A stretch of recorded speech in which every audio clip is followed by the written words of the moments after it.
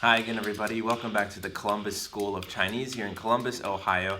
My name's Donald Newman, and this is Ask a Chinese Teacher. Last time we talked about the rules for how tones can change for common words yi and bu. This is going to be another episode about how and when tones can change.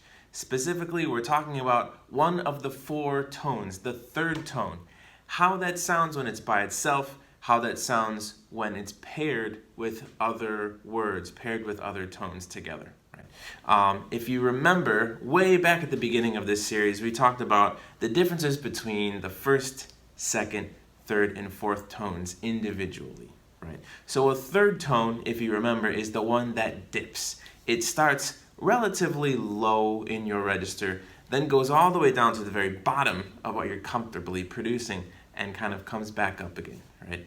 9, 5. You can kind of, if you hear your voice kind of bottoming out a little bit and coming back up, that's okay. That's probably a pretty good indication you're producing a correct third tone, right? Then later on in our video series, I talked about tone pairs and the importance of being familiar with what tones sound like next to all of the other tones. Learning them in pairs is a very valuable way, effective way of learning tones, right? So when a third tone comes before another third tone, when we have two third tones back to back, if you remember me mentioning, the first one actually changes into a second tone, and then the second third tone comes back down again. So that's the special rule that we've already mentioned. So what happens when a third tone is paired with all of the other tones?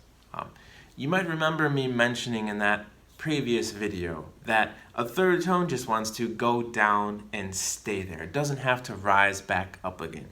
A lot of times Chinese teachers will call this the half third tone. When we have a third tone coming up against a first tone, a second tone, or a fourth tone, we call it the half third tone. It's almost like you're cutting away that last rising part of the third tone and just keeping the part that stays down. So you can see from these graphs here, we want to cut off the last part of our third tone, and we're just going to replace it with a first tone, right? So for example, we have the words 很多, 很多. You notice that third tone of 很 just kind of stays down and doesn't come back up again. It's not 很多. No, 很多. It's a half third tone. That rising part gets cut away.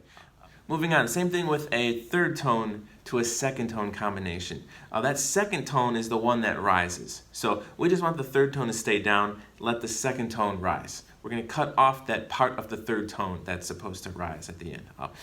For example, 有人